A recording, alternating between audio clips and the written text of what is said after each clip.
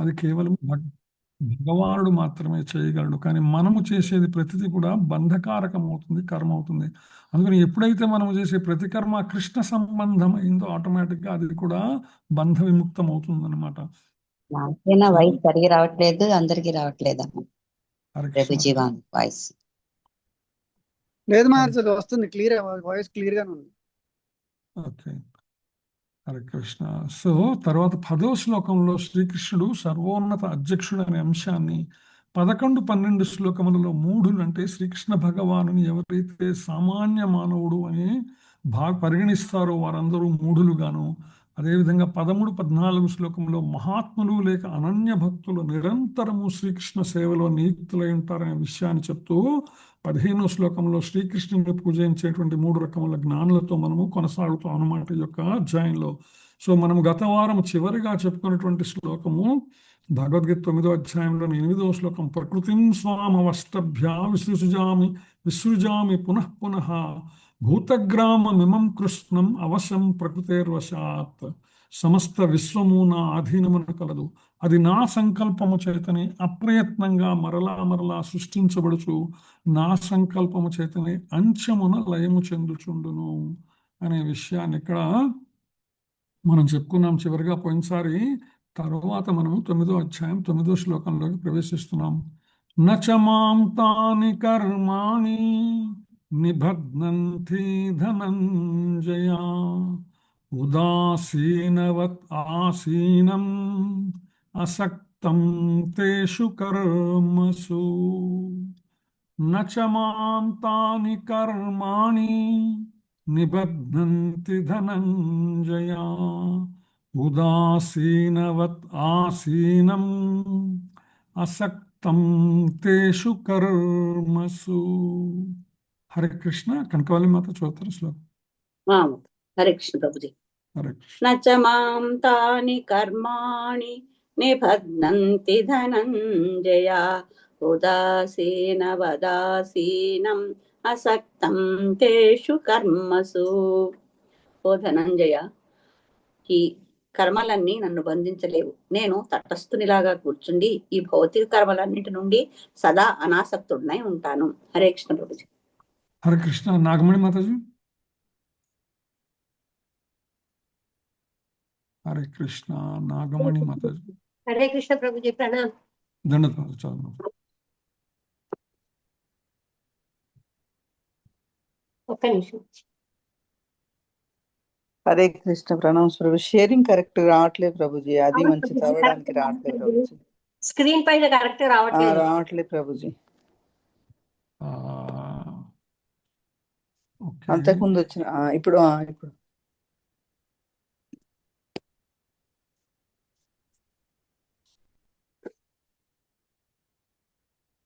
వస్తున్నదా మాతాజీ? లేదు ప్రభుజీ, రాలేదు. మళ్ళీ సేమ్ అట్లే వస్తుంది, పాతలాగానే వస్తుంది. ప్రభు మీరు 2 టైమ్స్ వస్తున్నారు ప్రభు. పైన ఒకసారి వస్తున్నారు, కింద ఒకసారి వస్తున్నారు, స్క్రీన్ ఒకటి. 3 భాగాలైంది ప్రభు. 3 భాగాలుగా మారడం వల్ల ఇప్పుడు ఓకే ప్రభు. వచ్చింది ప్రభు. ఓకే మాత చదువు మాత. నచమాం తాని కర్మాణి నిబధ్నంతి ధనంజయ ఉదాసీన వదాసీనం అసక్తం తేషు కర్మసు. ఓ ధనంజయ, ఈ కర్మలన్నీ నన్ను బంధింపవు. నేను తటస్థుని వలె ఉండి ఈ భౌతిక కర్మలన్నింటిపై సదా ఆసక్తి లేని వానిగా ఉండును. హరే కృష్ణ. హరే కృష్ణ. గీతా మాతాజీ. హరే కృష్ణ. ప్రణామ్ ప్రభుజీ. దండత మాతాజీ. నచమాం తాని కర్మాణి నిబధ్నంతి ధనంజయ ఉదాసీనవత్ అదాసీనం అసక్తం తేషు కర్మసు. ఓ ధనంజయ, ఈ కర్మలన్నీ నన్ను బంధింపవు. నేను తటస్థుని వలె ఉండి ఈ భౌతిక కర్మలన్నింటిపై సదా ఆసక్తి లేని వానిగా ఉండును. హరే కృష్ణ. హరే కృష్ణ. ఓ ధనుంజయ, ఈ కర్మలన్నీ కూడా ఏదైతే భగవానుడు అంతకుముందు శ్లోకంలో చెప్పాడో, ఏదైతే నా సంకల్పము వలన మాత్రమే నేను విశ్వము, నా అధీనంలో ఉన్నటువంటి విశ్వము, సృష్టి స్థితి లయలన్నీ జరుగుతూ ఉంటాయనే విషయాన్ని చెప్పాడో, ఇవన్నీ కూడా నేను తటస్థుని వలె ఉండి ఈ భౌతిక కర్మలన్నిటిపై సదా ఆసక్తి లేని వాడి ఉంటాను. అంటే భగవాను సృష్టించినటువంటి ఈ భౌతిక జగత్తులో ఆయన యొక్క సృష్టిలో అంతర్భాగమైనటువంటి సృష్టి స్థితి లయములు కావచ్చు, సత్వరజో తమో గుణములు కావచ్చు, తాపత్రయములు కావచ్చు, రాగభయ క్రోధములు కావచ్చు, మనస్సు బుద్ధి అహంకారము కావచ్చు, ఇవన్నీ కూడా భౌతిక జగత్తు మీద ప్రభావం చూపేవే తప్ప భగవానుని మీద ఎటువంటి ప్రభావము చూప, వీటన్నిటికీ ఆయన అతీతునిగా ఉంటాడనమాట. అందుకనే ఆధ్యాత్మిక కర్మలలో నిమగ్న అయితే భగవానుడు ఏమి చేయకుండా ఉంటాడంటే కాదు, భగవానుడు ఏ కర్మలు చేయడు అనేటువంటి విషయాన్ని మనం అనుకోకూడదు. ఆయన ఆధ్యాత్మిక జగత్తులో సదా సత్ చిత్ ఆనందపూర్వమైనటువంటి దివ్య కర్మలలో నిమగ్నులై ఉంటారు. అందుకని ఇందాక చెప్పుకున్నాం, మనం భౌతికంగా మనము చేసేటువంటివి అన్ని బంధకారకమైనటువంటి కర్మలైతే భగవంతుని ఆధ్యాత్మిక జగత్తులో కర్మలన్నీ కూడా దివ్యమైనటువంటి కూడా చెప్పబడతాయి. అందుకని బ్రహ్మ సంహిత చెప్తుంది, ఆత్మారామస్య తస్యాస్తి ప్రకృత్యానా సమాగమ. భగవానుడు తనలో తను రమిస్తూ భౌతిక కర్మలకు అతీతంగా ఉంటారని మనకి బ్రహ్మ సంహిత చెప్తుందన్నమాట. సో అయితే భౌతిక జగత్తులోని సృష్టి స్థితి లయలకు సంబంధించిన కర్మలన్నీ భగవాను యొక్క వివిధ శక్తుల ద్వారానే నిర్వహించబడతాయి. అంటే ఈ విశ్వములో భగవానుని శక్తి విస్తారము కానిదంటూ ఏదీ లేదు. అది భౌతిక జగత్తులో ప్రకృతి కావచ్చు, లేదా సుర నరచర స్థావర జంగమములు కావచ్చు, ఏదైనా సరే హార్డ్వేర్ కానీ సాఫ్ట్వేర్ కానీ సమస్తము కూడా భగవంతుని యొక్క శక్తి విస్తారములే. అయితే ఆయన కేవలం ఒక సాక్షిగా ఈ కార్యకలాపాలన్నిటినీ కూడా నియంత్రణ కలిగి ఉండి వాటికి అతీతంగా ఉంటాడు. ఇవన్నీ కూడా అంతిమముగా భగవాను నియంత్రణలో ఉండేటువంటివే. భగవాను నియంత్రణలో ఉన్నప్పటికీ కూడా ఆయన దానికి అంటుపడి ఉండడు అనే విషయాన్ని అన్నమాట. సో అందుకని ఇక్కడ ఉదాసీనవత్ అంటే తటస్థుని వలె ఉంటాడు. ఎందుకనంటే దానికి శిలాప్రభుపాల వారు ఒక ఉపమానం చెప్తారు. భగవానుని తటస్థ స్థితిని వివరించడానికి న్యాయాధికారి ఉదాహరణ ఒకటి చెప్తారు శిలాప్రభుపాద అనమాట. ఒక న్యాయమూర్తి ఉన్నాడు, ఆయన కోర్టులో అనేక రకమైనటువంటి కేసులు నడుస్తూ ఉంటాయి. అయినప్పటికీ కూడా ఒకరికి శిక్ష విధించవచ్చు, ఒకరికి ఉరి శిక్ష వేయచ్చు, ఇంకొకరికి బహుమతి లభించవచ్చు. కానీ న్యాయమూర్తికి ఆ యొక్క లాభ నష్టాలతో ఎటువంటి సంబంధం ఉండదు. యమధర్మరాజు ఉన్నాడు, తన దగ్గరకు వచ్చే జీవాత్మలన్నిటికీ కూడా ఆయన తగినటువంటి శిక్షలు విధిస్తూ ఉంటాడు, కానీ ఆయన వాటన్నిటికీ కూడా అతీతంగా ఉంటాడు. అలాగే భగవానుని ఆధీనంలో అన్నీ ఉన్నా, అన్నీ జరుగుతున్నా ఆయన మాత్రం తటస్థమైనటువంటి స్థితిలో ఉంటాడనమాట. సో అదే విషయాన్ని ఇక్కడ భగవానుడు మనకు చెప్పేటువంటి ప్రయత్నం చేస్తున్నారు. అందుకే వేదాంత సూత్రం చెప్తుంది భగవానుని యొక్క నిష్పక్ష వైఖరి గురించి. శిలాప్రభుపాద భాష్యలు అంటారు, వైషమ్య నైర్గుణ్యేన అనేటువంటి వేదాంత సూత్రం ఏదైతే ఉన్నదో అది శ్రీకృష్ణ భగవానుడు భౌతిక జగత్తు ద్వంద్వాలతో సంబంధం లేకుండా వాటికి పరుడై వాటికి అతీతంగా ఉంటాడు అనే విషయాన్ని చెప్తాను. ఎందుకంటే జగత్తులో జరిగేటువంటి సుఖ దుఃఖాలు లేదా సృష్టి స్థితి లయల పట్ల ఆయనకు పక్షపాతం కానీ క్రూరత్వం కానీ ఉండవు. దేనిని ఆయన ఆశించడు, దేనిని ఆయనను అధిగమించలేవు అనే విషయాన్ని మనము అర్థం చేసుకోవాలన్నమాట. సో అందుకని జీవుల కర్మలలో అప్పుడు కూడా జోక్యం ఉండదు. ఎందుకంటే జీవులు తమ పూర్వ కర్మలను అనుసరించి రకరకాల జన్మలు ఎత్తుతుంటారు. చాలా మంది అనుకుంటాం, మనం ఈ జన్మ ఎందుకు వచ్చిందో, మనకి ఈ జన్మ మనం ఎందుకు వచ్చిందంటే పూర్వజన్మలో ఈ జన్మకు కారకమైనటువంటి విషయములన్నిటినీ కూడా మన పూర్వజన్మలోనే సిద్ధం చేసుకున్నాం. మన కర్మల ద్వారా కావచ్చు, మన సంకల్పము ద్వారా కావచ్చు, మన మనసా వాచా కర్మణ అంటుంటాం కదా, మానసికంగా వాచక రూపంగా కర్మణ రూపంగా రాబోయేటువంటి జన్మలో ఎటువంటి శరీరాన్ని మనం పొందాలనుకుంటున్నామో అటువంటి శరీరాన్ని పొందుతాం. స్త్రీ శరీరాన్ని పొందాలనుకున్నటువంటి వాడు స్త్రీ శరీరమును, పురుష శరీరమును పొందాలనుకున్నవాడు పురుష శరీరమును, వాళ్ళ పాపపుణ్య కర్మ ఫలములుగా గనక ఆ అర్హత ఉంటే అనమాట. లేకపోతే జడభర్తునిలాగా జంతు శరీరమును. సో ఆ విధంగా ఎవరు ఏ ఏ శరీరాన్ని పొందాలనుకుంటున్నారో వారు ఆయా శరీరాన్ని వారే నిర్ణయించుకుంటారనమాట. అందుకే భగవద్భక్తులు ఎవరైతే ఉన్నారో వీరందరూ కూడా ఎప్పుడైతే ఇక్కడ చేరినటువంటి భగవద్భక్తులు అందరూ కూడా శిలాప్రభుపాద ఉద్యమంలో భాగస్వాములు అనేటువంటి భగవద్భక్తులు అందరూ కూడా శ్రీకృష్ణ భగవాను భక్తులు అందరూ కూడా తమ ప్రయాణాన్ని గత జన్మలలో పూర్తి చేయలేకపోవటం వలన ఈ యొక్క జన్మలో మనకి ఇంత అద్భుతమైనటువంటి భాగవత సాన్నిహిత్యం లభించడానికి కారణమైందనమాట. ఒక ఉత్తమమైనటువంటి భాగవత జ్ఞానాన్ని, భగవద్గీత జ్ఞానాన్ని పొందగలిగేటువంటి అర్హత మనకి ఏదైనా ఉన్నది అంటే అది మనము గత జన్మలో చేసుకున్నటువంటి పుణ్యకర్మల ఫలము ద్వారానే మనకి ఈ జన్మలో సత్సాంగత్యము ద్వారా శిలాప్రభుపాదుల వారి భగవద్గీత లేదా శ్రీమద్ భాగవతములోని భాష్యములను, అర్థములను మరింత లోతుగా భగవానుని అర్థం చేసుకొని భగవానునిపై మనస్సును నిలిపి మనము నిత్యము ఆయన మీద జపం చేయటానికి, నామ కథా లీల శ్రవణ కీర్తన స్మరణములు చేయటానికి ఇది మనం పూర్తిగా పూర్వజన్మలో మనము ఎంచుకున్నటువంటి విధానమే. మనము కోరుకున్నాం కాబట్టి ఈ జన్మలో అటువంటి మనకు భాగ్యం కలిగింది. సో అందుకని తెలుసో తెలియకో అంత ఉత్తమమైనటువంటి కోరికను కలిగి ఉన్నాము, కోరుకున్నాము, లభించింది కాబట్టి ఈ దొరికిన అవకాశాన్ని సద్వినియోగం చేసుకోవాలి. ఎటువంటి పరిస్థితుల్లో మరలా ఇక్కడి నుంచి పడిపోకుండా ఇక్కడి నుంచే మరింత ముందుకు వెళ్ళి గురువాశ్రయము, నామదీక్ష తీసుకుంటూ ఆ విధంగా గురువును ఆశ్రయించి గురువు ద్వారా మనం మరింత పురోగమించి ఈ జన్మలోనే జన్మరాహిత్య స్థితిని పొందేటువంటి అవకాశాన్ని మనం వదులుకోకుండా ముందుకు వెళ్ళే ప్రయత్నం చేయాలన్నమాట. సో అందుకని ఇటువంటి విషయములలో భగవానుడు ఎటువంటి జోక్యం చేసుకోడు అనమాట. ఆయన మనం కోరుకున్నాం కాబట్టి మనకి జన్మ లభించింది, మనం కోరుకున్నాం కాబట్టి సత్సాంగత్యం లభించింది, మనం కోరుకున్నాం కాబట్టి శిలాప్రభుపాల వారి ఆశ్రయం మనకు దొరికింది, మనం కోరుకున్నాం కాబట్టి శిలాప్రభుపాల వారి భాష్యమును ద్వారా శ్రీమద్ భాగవతమును, భగవద్గీత లాంటి అద్భుతమైనటువంటి వేద జ్ఞానాన్ని మనం పొందేటువంటి అవకాశం లాభించింది అనమాట. అందుకని అయితే భగవానుడు మటుకు వీటన్నిటికీ కూడా ఆయన పూర్తిగా అతీతమైన స్థితిలో ఉంటాడు.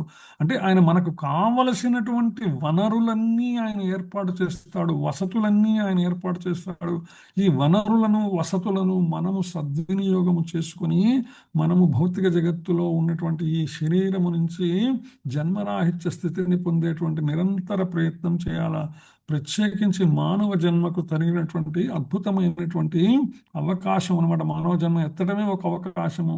అందులో ప్రత్యేకించి వైష్ణవ జ్ఞానాన్ని పొందటం మరింత ఉన్నతమైనటువంటి అవకాశము.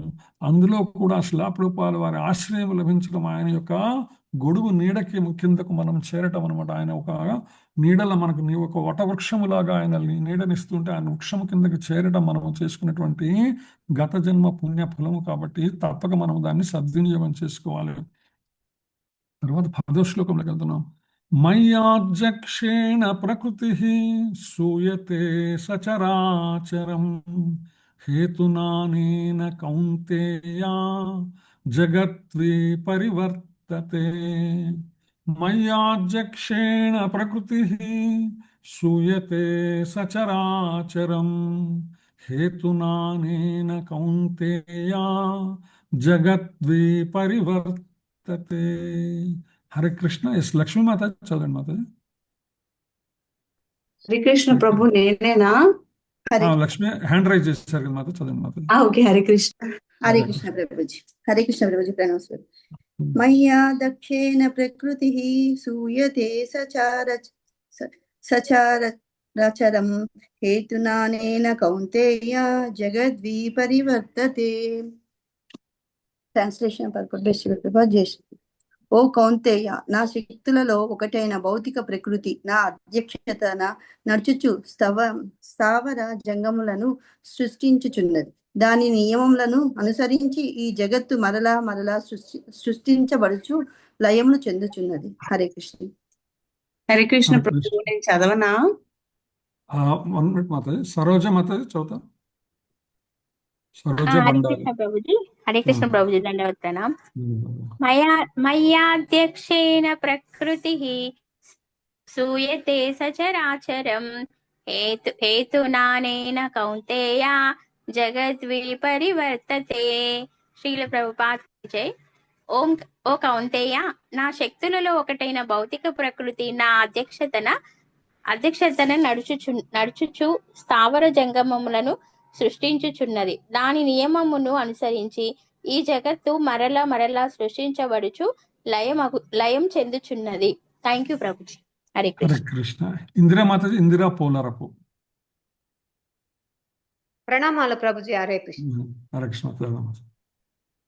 మయ్యాధ్యక్షేణ ప్రకృతిః శ్రూయతే సచరాచరం హేతునానేన కౌంతేయ జగద్విపరివర్తతే. ఓ కౌంతేయ, నా శక్తులలో ఒకటైన భౌతిక ప్రకృతి నా అధ్యక్షతన నడుచుచు స్థావర జంగమములను సృష్టించుచున్నది. దాని నియమమును అనుసరించి ఈ జగత్తు మరల మరల సృష్టించబడుచు లయము చెందుచున్నది. Hare Krishna. Thank you Prabhuji. Thank you Mataji. So మయ్యాధ్యక్షేణ ప్రకృతి సూయతే సచరాచరం హేతునానేన కౌంతేయ జగత్వి పరివర్తతే. నా శక్తులలో ఒకటైనటువంటి భౌతిక ప్రకృతి ఏదైతే ఉన్నదో అది నా అధ్యక్షణ నడుస్తూ స్థావర జంగమాలను సృష్టిస్తుంది. మీరందరూ కూడా భాగవతం కూడా విని ఉంటారు అనమాట. సో భాగవతం విని దాంట్లో ఈ గర్భోదక శయన గర్భోదక అండం ఏదైతే ఉన్నదో, ఈ యొక్క బ్రహ్మాండం ఏదైతే ఉన్నదో, హిరణ్యాండం ఏదైతే ఉన్నదో, ఇది భగవాను యొక్క రోమకూపం నుంచి వచ్చిందని మనం చెప్పుకుంటాం భగవద్గీతలో. సో ఇది వెలువడిన తర్వాత, అండము వెలువడిన తర్వాత అందులోకి భగవానుడు గర్భోదక శయన విష్ణువుగా బీజ రూపముగా ప్రవేశిస్తాడు. అంటే అంతే కదండి, ఒక మొక్క రావాలంటే ఏం చేయాలి? క్షేత్రము బీజము అంటారు. క్షేత్రములో బీజము ప్రధానం. బీజం కనుక నాటితేనే, అంటే విత్తనం నాటితే కానీ మొక్క రాదు కదా. సో అదే విధంగా ఇక్కడ భగవానుడు ఆ అండరూపములో ఉన్నటువంటి బ్రహ్మాండములోకి బీజ రూపముగా ఆయన ప్రవేశిస్తాడు. కాబట్టి ఆ తర్వాత సృష్టి మొత్తం మొదలవుతుంది అనమాట. ఇదంతా కూడా మయ్యాధ్యక్షేణ, అది ఆయన నియమాలను అనుసరించి ఈ సృష్టిలో జగత్తు లోపల మరలా సృష్టించబడుతూ లయం చేస్తుంటుంది అనమాట. కానీ మయా అంటే నేను, అధిష్ఠించి, అక్ష కనులు అంటే నా కనుల సన్నల యందు నా యొక్క అధ్యక్షతన. అంటే దాని అర్థం ఏంటంటే అధ్యక్షత అంటే అక్ష, అధిష్ఠించి అంటే ఆయన పరిధిలో చూస్తూ అనమాట, ఆయన కనుసన్నలలో జరుగుతుంది మయ్యాధ్యక్షేణ అంటే అనమాట. సో అదే విషయాన్ని ఇక్కడ చెప్పుకునేటువంటి ప్రయత్నం జరిగింది. భౌతిక జగత్తు కర్మలుగా భగవానుడు దూరంగా ఉన్నప్పటికీ కూడా శ్రీకృష్ణుడే సర్వమునకు పరమాధ్యక్షుడు. శ్రీకృష్ణుని అధ్యక్షత లేకుండా ప్రకృతి ఏమీ చేయలేదన్నమాట. ఎందుకంటే ఈ బ్రహ్మాండము యొక్క వెలువడటానికి భగవంతుని యొక్క రోమకూపం నుంచి, భగవంతుని బాహ్య విస్తారం ద్వారానే ఈ బ్రహ్మాండము వెలువడింది. అదే రూపంగా ఈ బ్రహ్మాండము లోపల చలనము కావాలంటే భగవానుడు మళ్ళా బీజ రూపముగానే ప్రవేశించాలా, అప్పుడు మాత్రమే జరుగుతుంది. ఏది జరగాలన్నా భగవానుని సంకల్పము ద్వారానే జరుగుతుంది అనమాట. సో అందుకని ఆయన అధ్యక్షత లేకుండా, ఆయన కనుసూపు, ఆయన చూపు లేకుండా ఏది కూడా జరిగేటువంటి పని లేదనమాట. ఈ సృష్టి వెనుక ఉన్న దివ్య సంకల్పం, ఆయన కేవలం సంకల్ప మాత్రము చేత సృష్టి జరుగుతుంది, సంకల్ప మాత్రము చేత లయము జరుగుతుంది. అందుకని ఆయన పర్యవేక్షణలోనే భౌతిక ప్రకృతి ఏదైతే ఉన్నదో ఈ యొక్క బ్రహ్మాండము లోపల సృష్టి అంతా కూడా జరిగి సృష్టి నిర్వహణ కూడా జరుగుతుందన్నమాట. ప్రకృతి తనంతటగా తాను ఎప్పటికీ ఏమీ చేయలేదు. కేవలం భగవానుని శక్తి విస్తారము చేత మాత్రమే, భగవానుని చైతన్యము చేత మాత్రమే, భగవానుని అధ్యక్షతలోనే సమస్తము నిర్వహించబడుతుంది. ప్రత్యేకించి ఆయన బీజ ప్రదాత, సృష్టి విధానం అనమాట. ఏ విధంగా అయితే సంతానము కోసం తల్లి యందు తండ్రి బీజ ప్రదానం చేసినట్లు భగవానుడు కేవలం తన వీక్షణం ద్వారా జీవులను ప్రకృతి గర్భములో ఆయన ఉంచుతాడనమాట. సమస్త జీవరాశులకు ఆయనే తండ్రి. ఆయనే ఆ విషయాన్ని మనకి 10వ అధ్యాయం రాబోయే అధ్యాయం 39వ శ్లోకంలో చెప్తాడు. ఇచ్చాపి సర్వభూతానాం బీజం తదహమర్జున నా తదస్తి వినా యత్స్యాత్ మయా భూతం చరాచరం. ఓ అర్జున, సర్వ జీవులకు జన్మకారక బీజమును నేనే. స్థావర జంగములలో నేను లేకుండా ఏదీను స్థితి కలిగి ఉండలేదు. ఈ సృష్టిలో ఏదైనా ఉన్నది అంటే, ఈ సృష్టిలో ఏదైనా నిలిచింది అంటే దాని వెనక ఉన్నటువంటి బీజము, కారణము కృష్ణ భగవానుడే. ఈశ్వర పరమ కృష్ణ సచ్చిదానంద విగ్రహ అనాదిరాదిర్గోవింద సర్వకారణ కారణం. ఆయన దృష్టి పడగానే ప్రకృతి క్రియాశీలమైనటువంటి శీలకమై సృష్టిని ప్రారంభిస్తుంది. ఆయన దృష్టి పడగానే అందులో చైతన్యము కలుగుతుంది, తద్వారా సృష్టి మొదలవుతుంది అనమాట. సో అదే విషయాన్ని శిలా ప్రభుపాద మనకు భాష్యంలో చెప్పే ప్రయత్నం చేస్తారు. జీవులందరూ కూడా భగవానుని వీక్షణం వల్లే జన్మించినప్పటికీ కూడా వారు పొందేటువంటి వివిధ రూపాలు ఏవైతే ఉన్నాయో అది దేవతలు కావచ్చు, మానవులు కావచ్చు, జంతువులు కావచ్చు, లేదా స్థావరములు కావచ్చు. ఇవన్నీ కూడా వాళ్ళ యొక్క పూర్వ కోరికలు, కర్మల మీద ఆధారపడి మాత్రమే ఉంటాయన్నమాట. అంటే మనం ఏ జన్మను పొందాలనేది మనమే నిర్ణయించుకుంటాం. భగవానికి ఇందులో ఏం సంబంధం లేదు. ఇది పూర్తిగా మన యొక్క కోరిక, కర్మ మీద మాత్రమే ఆధారపడి ఉంటుంది. భగవానుడు కేవలం సృష్టికి కారణభూతం అవుతాడనమాట. కానీ జీవుడు ఏ శరీరాన్ని పొందాలో అది ఆ జీవుని కర్మానుసారమే జరుగుతుందని శిలా ప్రభుపాల భాష్యంలో మనకు వివరిస్తారు. అయితే భగవానునికి సృష్టికి గల మధ్య సంబంధాన్ని వివరించడానికి ఒక చక్కని ఉపమానం శిలా ప్రభుపాద భాష్యంలో చెప్తూ, ఏ విధంగా అయితే పుష్పం మనిషి ముందు ఒక పుష్పం ఉంది, దాని సుగంధం ఉన్నది. ఆ సుగంధము ఆ యొక్క మనిషి యొక్క గ్రహణ శక్తి ద్వారా, అంటే వాసన చూసే శక్తి ద్వారా అతను ఆ యొక్క సుగంధాన్ని అనుభూతి చెందుతాడు. అయితే మనుషుని యొక్క గ్రహణ శక్తి, పుష్పం ఒకదాని నుంచి ఒకటి విడివిడిగానే ఉంటాయి. అంటే శక్తి దాని యొక్క వాసనని, ఆ యొక్క సుగంధమును ఆ వ్యక్తి అనుభూతి చెందుతాడే కానీ ఇవి రెండు వేరువేరుగానే ఉంటాయన్నమాట. సో అదేవిధంగా భగవానుడు కూడా ఈ సృష్టికి కారణమైనప్పటికీ కూడా ఈ సృష్టికి అతీతంగానే నిలిచి ఉంటాడు. భౌతిక జగత్తు మీద తన వీక్షణాన్ని ప్రసరింపజేయడం ద్వారా ఆయన నియమించినప్పటికీ కూడా దానికి అతీతంగా విడివడి ఉంటాడు అనే విషయాన్ని శిలా ప్రభుపాద మనకి భాష్యంలో చెప్తారు. దీనిని అనాసక్త స్థితి అని చెప్తూ, సృష్టి ప్రక్రియలో భగవానుడు తన దృష్టి ద్వారా పాల్గొంటాడని, కర్మను అందిస్తున్నాడు అనిపించినా కూడా వాస్తవానికి ఆయనకు భౌతిక జగతి వ్యక్తీకరణలో ప్రత్యక్ష సంబంధం ఉండదు. కేవలము ఎంపవర్డ్ అనమాట. ఆయన బ్రహ్మను సృష్టించాడు, ప్రకృతిని సృష్టించాడు. దాని సృష్టి స్థితి లయకారకులైనటువంటి బ్రహ్మ విష్ణు మహేశ్వరుని సృష్టించాడు. వారి ద్వారానే, దేవతల ద్వారానే ఈ సృష్టి నిర్వహణ అంతా జరుగుతుంటుంది తప్ప ప్రత్యక్షముగా ఆయనకి ఎటువంటి సంబంధం ఉండదు. ఎందుకంటే ఒక కంపెనీ ఉన్నది, ఒక పెద్ద వ్యాపార సంస్థ ఉంటే ఆ వ్యాపార సంస్థ యజమాని ఎక్కడో కూర్చొని ఉంటాడు. కానీ వ్యాపార నిర్వహణ అంతా కూడా చేసేటువంటి సమస్తమైనటువంటి ఉద్యోగులను ఆయన ఆధీనంలో ఉంటారు. వారి ప్రతిభా విశేషాల వల్ల జరుగుతుంది. కానీ దానికి పూర్తిగా యజమానిత్వం ఎవరిది, ఆ యజమాని ఎవరైతే ఉన్నాడో ఆ విధంగా ప్రత్యక్ష సంబంధం ఎప్పుడు కూడా భగవానునికి ఉండదు. ఆయన సర్వ విధమైనటువంటి భౌతిక కర్మలపై ఇట్లా అనాసక్తుడై కేవలం సాక్షిభూతునిగా మాత్రమే ఉంటారు. కేవలం అన్ని గమనిస్తూ ఉంటారన్నమాట. తన పరిధిలో ఉన్న విషయములన్నిటినీ కూడా ఆయన గమనిస్తూ తన పరిశీలనలో ఉండేటువంటి పరిస్థితి ఉంటుంది అనే విషయాన్ని ఇక్కడ శిలా ప్రభుపాద మనకు భాష్యంలో చెప్తున్నారు. తర్వాత 11వ శ్లోకంలోకి వెళ్దాం.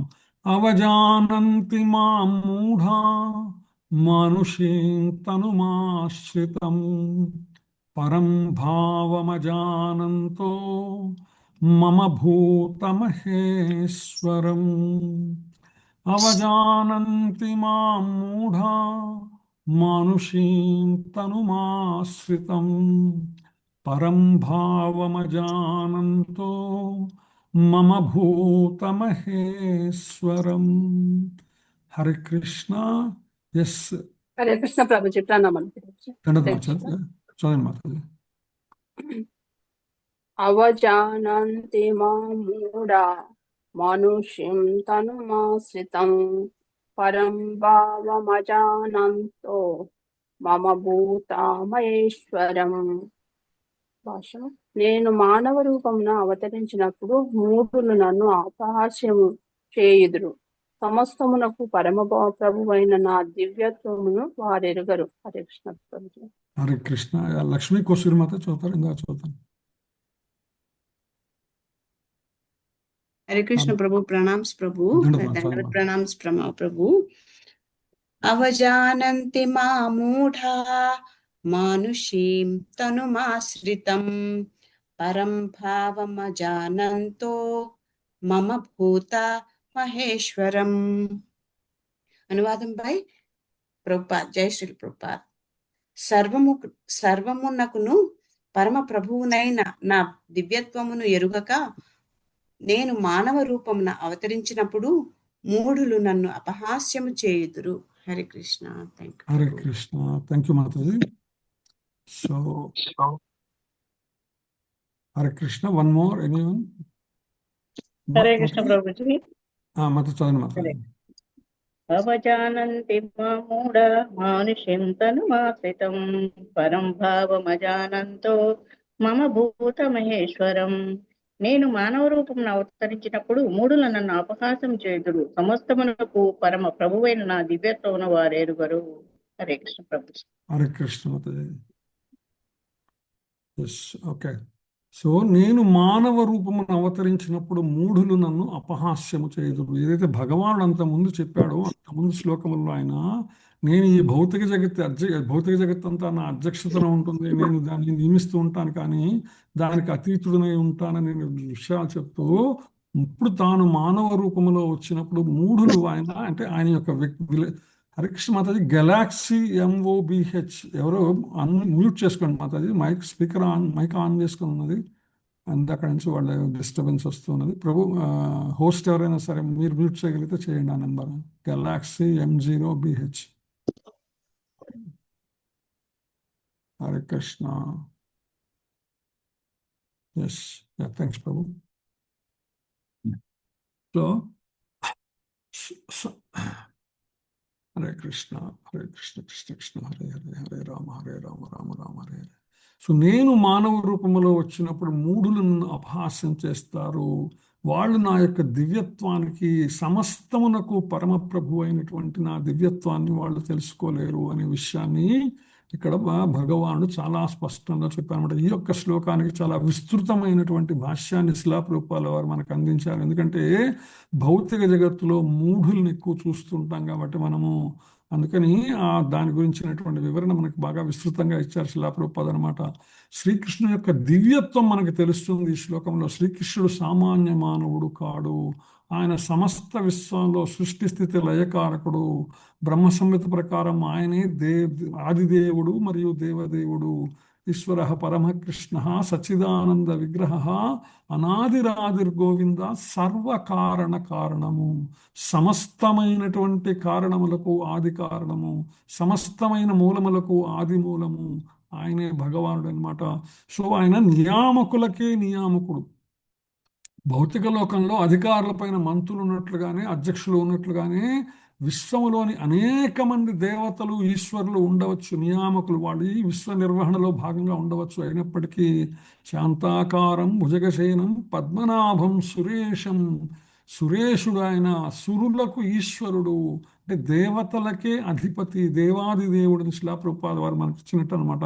సో నియామకులకే నియామకుడు, అందరినీ నియమించే పరమేశ్వరుడు మాత్రం శ్రీకృష్ణుడే అనే విషయం మనం స్పష్టంగా తెలుస్తున్నది. సచ్చిదానంద విగ్రహము, శ్రీకృష్ణుడి దేహము భౌతికమైనటువంటిది కాదు, అది సత్ చిత్ ఆనందమైన, సత్ శాశ్వతమైనటువంటిది, చిత్ చైతన్యమైనటువంటిది, ఆనందకరమైనటువంటిది, అది నిత్యము జ్ఞానపూర్వము ఆనందకరమైనటువంటిది. అందుకని వేదములు కూడా సచ్చిదానంద రూపాయ కృష్ణాయ అని ఆయన్ని కీర్తిస్తాయన్నమాట.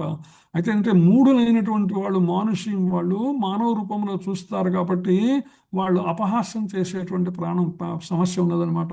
ఎందుకంటే వాళ్ళు ఆయన్ని ఒక కృష్ణుడికి అర్జునుడుగానో, ఒక యశోద కుమారుడుగానో, ఒక దేవకీ వసుదేవుల కుమారుడుగానో చూస్తారు. కురుక్షేత్రంలో రాజనీతికునిగా ఆయన సామాన్య మానవ రూపంలో చూసి అజ్ఞానులైనటువంటి వాళ్ళు ఆయన్ని కేవలం ఒక శక్తిమంతుడైనటువంటి మానవునిగానే భావించి అపహాస్యం చేస్తారు.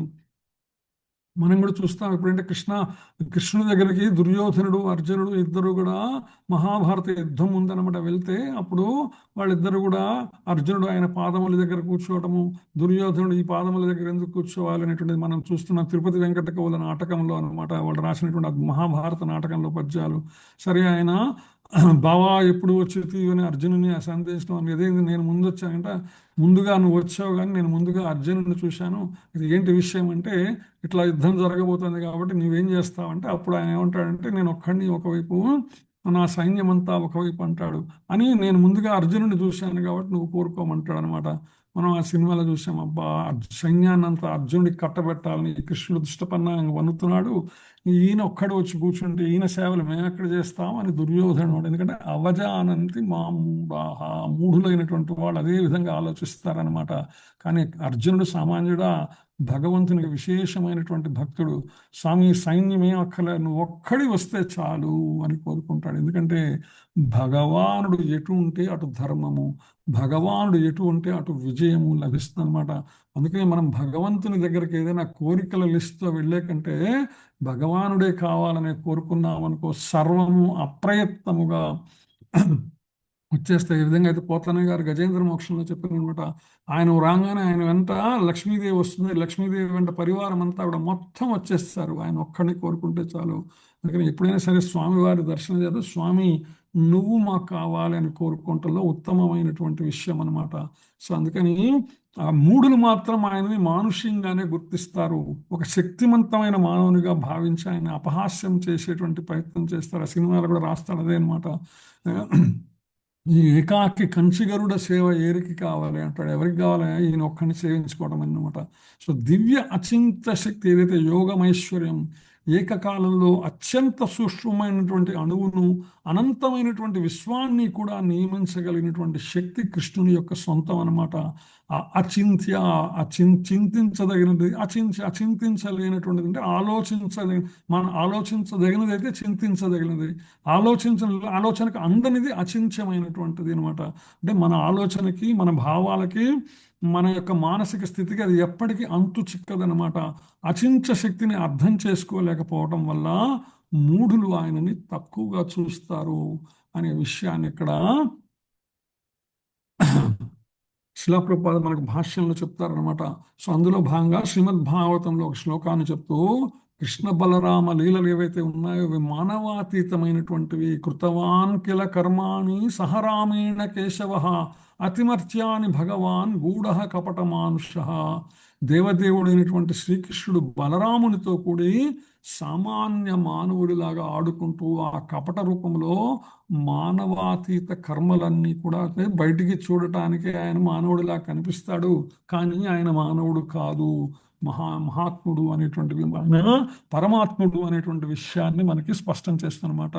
జన్మించినప్పుడు కూడా అంతే. ఆయన కృష్ణుడు దేవకి వసుదేవులకు మొట్టమొదటి చతుర్భుజ రూపంలో దర్శనమిస్తాడు. తర్వాత వాళ్ళు ప్రార్థించగానే ఆయన చిన్ని శిశువు ఎవరు చూడరమ్మా, ఇటువంటి శిశువుగా మారిపోతారు అన్నమాచార్యుల వారు అన్నట్టు అనమాట. సో భాగవతంలో 10వ స్కందం 3:46లో బభూవ ప్రాకృత శిశువు, ఆయన అవతార రూపం ఒక దివ్య లక్షణమే తప్ప భౌతికమైనటువంటి పరిమితి కాదు. భౌతిక జగత్తులో ఉన్నాడు కాబట్టి ఆయన భౌతికంగా అనుకుంటే అది అసాధ్యం అవుతుంది అనమాట. బ్రహ్మ కూడా అదే రకమైనటువంటి మోహంలో పడతాడు. అదే బ్రహ్మ విమోహన లీలలో మనకి శ్రీమద్ భాగవతంలో వస్తుంది. ఈయన భౌతిక ప్రపంచంలో ఉన్నాడు, ఈ గోపాలులతో ఆవులతో దూడలతో ఆడుకుంటున్నాడు, కాబట్టి ఈయన పరమాత్మ కాదేమో అనేటువంటి ప్రయత్నం అనమాట. అలాగే గోవర్ధన లీలలో కూడా దేవేంద్రుడు కూడా అదే రకమైనటువంటి మోహానికి పడిపోతాడు. సో ఇక మామూలు మనుషుల గురించి చెప్పాల్సిన పని ఏంది, దేవతలు కూడా మోహానికి గురి చేసేటువంటి అద్భుత రూపము, అద్భుతమైనటువంటి లీలలు, కర్మలు భగవాను అనమాట. అందుకని ప్రధానాంశమైన పరమాత్మగా కృష్ణుడు సర్వజీవుల హృదయాల్లో కూడా ఆయన నివసిస్తాడు. శ్రీమద్ భాగవతం చెప్తుంది 3వ స్కందం 29వ అధ్యాయం 21లో, అహం సర్వేషు భూతేషు భూతాత్మావస్థిత సదా. ప్రతి జీవిని కూడా భగవానుని మందిరంగా భావించి గౌరవించాలని మనకు బోధిస్తుంది అనమాట. ఇది భక్తుల యొక్క విధి. భక్తులు కేవలం విగ్రహారాధనకే పరిమితం కాకుండా ప్రతి జీవిలో ఉన్నటువంటి పరమాత్మను గుర్తించడమే ఉత్తమమైనటువంటి వైష్ణవ లక్షణము. వైష్ణవం అంటే విష్ణువుని, విష్ణువు అంటే విశ్వ అణువు, విశ్వములో ఉన్నటువంటి ప్రతి అణువులో నిలిచి ఉన్నాడు భగవానుడు.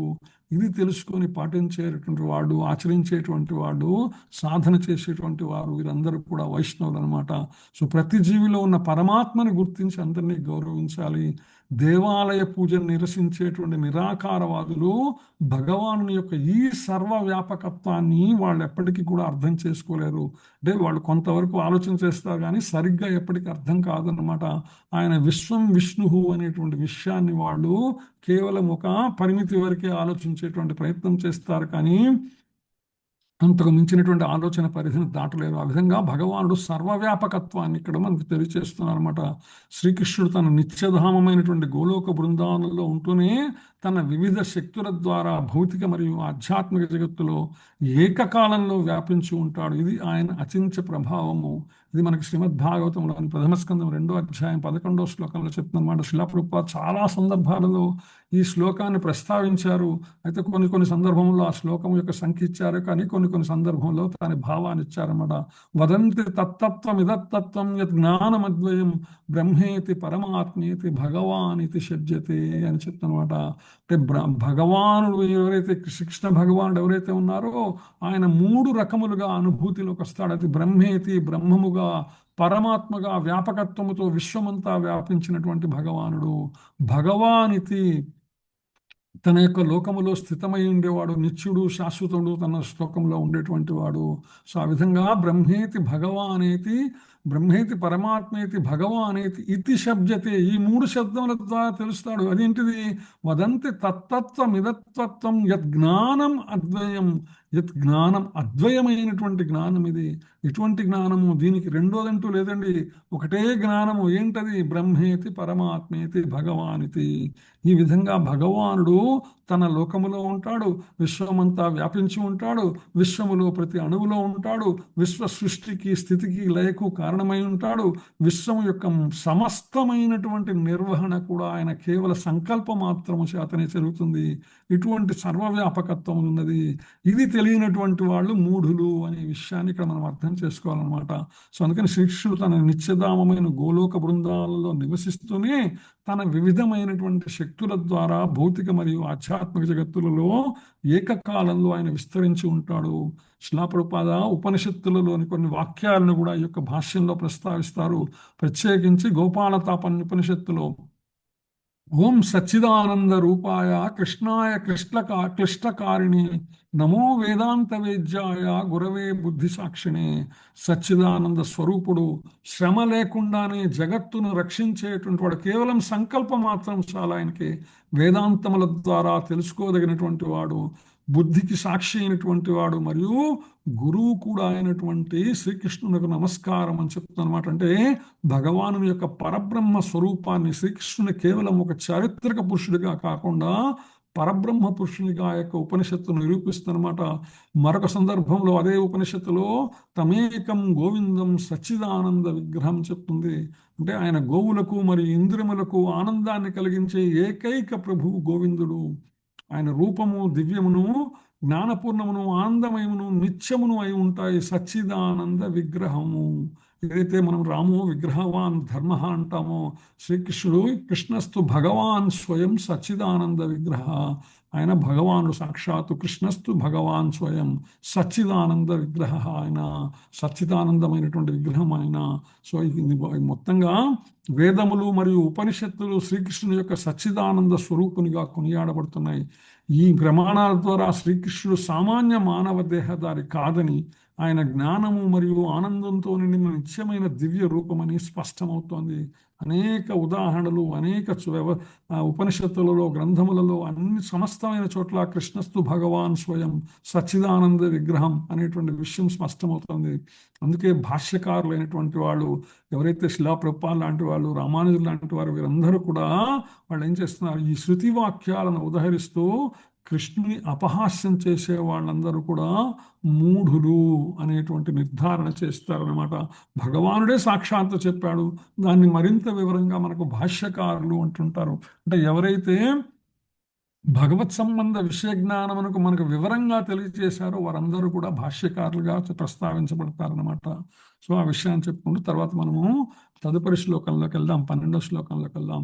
మోఘాశామోఘ కర్మాణో మోఘ జ్ఞానా విచేతసః రాక్షసీమాసురీం చైవ ప్రకృతిం మోహినీం శ్రితాః. మోఘాసామోఘ కర్మాణో మోఘ జ్ఞానా విచేతసః రాక్షసీమాసురీం చైవ ప్రకృతిం మోహినీం శ్రితాః. హరే కృష్ణ. కృష్ణవేణి మాతాజీ, కృష్ణవేణి దేవిదాసి మాతాజీ. హరే కృష్ణ ప్రభుజీ, ప్రణామాలు ప్రభుజీ. హరే కృష్ణ. మోఘ కర్మాణో మోఘ జ్ఞాన విచేతసః రాక్షసీమాసురీం చైవ ప్రకృతిం మోహినీం శ్రితాః. ఆ విధముగా మోహపరవశులైన వారు దానవ నాస్తిక భావములచే విమోహితులగుదురు. అట్టి భ్రాంత స్థితిలో వారి ముక్తికి సంబంధించిన ఆశలు, కామ్యకర్మలు, జ్ఞాన సముపార్జన అన్నియును వ్యర్థమగును. హరే కృష్ణ ప్రభు. హరే కృష్ణ. నిత్యరూపిణి మాతాజీ చదవగలరా? నిత్యరూపిణి సచివ హరే కృష్ణ ప్రభుజీ ప్రణామ్స్. దండోత్ మాతాజీ. ఓకే ప్రభుజీ, హరే కృష్ణ. మోగాశ మోగ కర్మాణో మోగ జ్ఞాన విచేతసః రాక్షసీమాసురీం చైవ ప్రకృతి మోహినీం శ్రితాః. అనువాద భాషను శ్రీల ప్రభుపాదికి జై. ఆ విధముగా మోహపరవశులైన వారు దానవ నాస్తిక భావములచే విమోహితులగుదురు. అట్టి భ్రాంత స్థితిలో వారి ముక్తికి సంబంధించిన ఆశలు, కామ్యకర్మలు, జ్ఞాన సముపార్జన అన్నీను వ్యర్థమగును. హరే కృష్ణ. Thank you Prabhuji. హరే కృష్ణ. పుష్ప మాతాజీ చదువుతారా? పుష్ప. హరే కృష్ణ. పుష్ప అనే పేరుతో ఉన్నారు మాతాజీ. ఓకే. సీతా మహాలక్ష్మి మాతాజీ మందరపు. హరే కృష్ణ ప్రభు. హరే కృష్ణ మాతాజీ.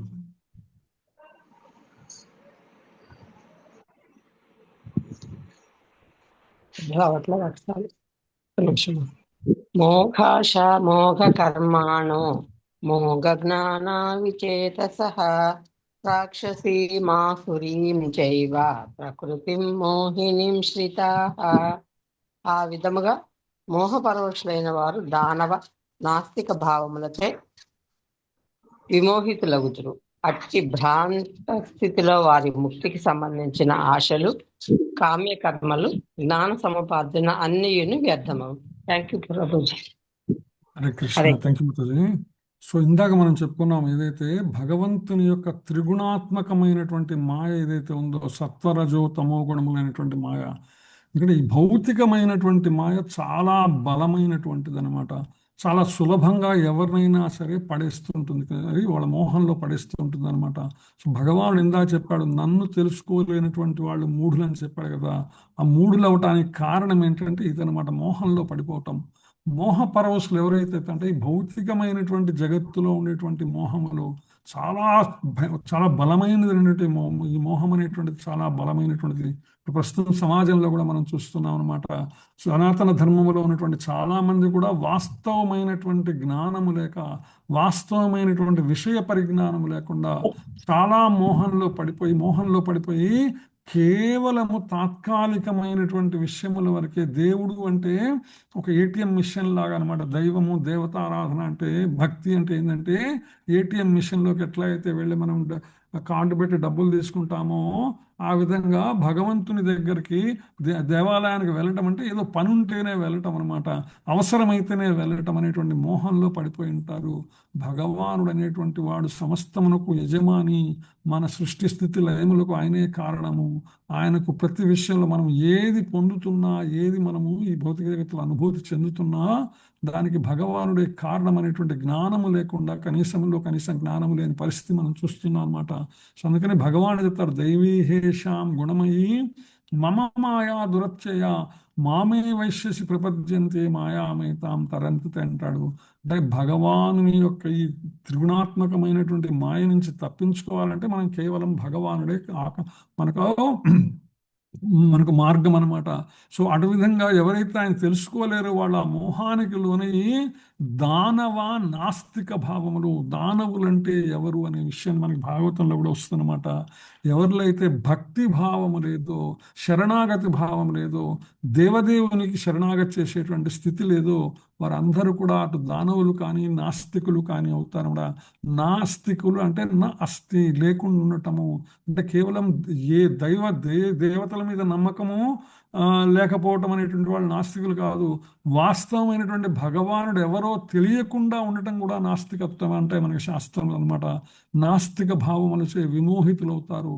అటువంటి భ్రాంత స్థితిలో ఉన్నటువంటి వారికి ముక్తికి సంబంధమైన, అంటే వాళ్ళు ఈ ప్రపంచంలోంచి బయటపడడానికి అవసరమైనటువంటి ఆశలు, కామ్యకర్మలు, జ్ఞాన సముపార్జన ఇవన్నీ కూడా భగవానుడు ఇచ్చాడు, కానీ ఇవన్నీ వ్యర్థమైపోతాయి అన్నమాట. ఎవరికైతే విలువ తెలియనటువంటి వాళ్ళకి మనం ఇస్తామో ఆ విధంగా ఇవన్నీ నష్టపోయేటువంటి అవకాశం ఉన్నది. వాళ్ళు ఆ విధంగా నష్టపోతారనమాట. అదే విషయాన్ని ఇక్కడ భగవానుడు స్పష్టం చేస్తున్నాడు. కొంతమంది చూస్తుంటాం మనము, కృష్ణ భక్తిలో ఉన్నట్లు కనిపిస్తూనే అంతరంగంలో ఆయన్ని పరతత్వముగా అంగీకరించేటువంటి వాళ్ళు ఎవరైతే ఉన్నారో భక్తి యోగ ఫలమైన భగవద్ధామాన్ని వాళ్ళు ఎప్పటికీ పొందలేరన్నమాట. అదేవిధంగా కామ్య కర్మలు చేసేటువంటి వాళ్ళు కూడా, ముక్తిని కోరేవారు సైతం కృష్ణుని గనక నిరసిస్తే తమ లక్ష్యముని ఎప్పటికీ చేరలేరు. ఇదే దానవ మరియు నాస్తిక స్వభావం. ఎవరైతే కృష్ణుని అపహాస్యం చేస్తారో వాళ్ళు దానవులు లేదా నాస్తిక ప్రవృత్తి కలిగినటువంటి వాళ్ళు. అటువంటి వాళ్ళు ఎవ్వరు కూడా శ్రీకృష్ణుని శరణాగతి చేయరనమాట. సో బేసిక్గా ఏంటంటే శ్రీకృష్ణ శరణాగతి చేయనంత వారందరూ కూడా నాస్తికులుగానో మూఢులుగానో మనం పరిగణించవచ్చు.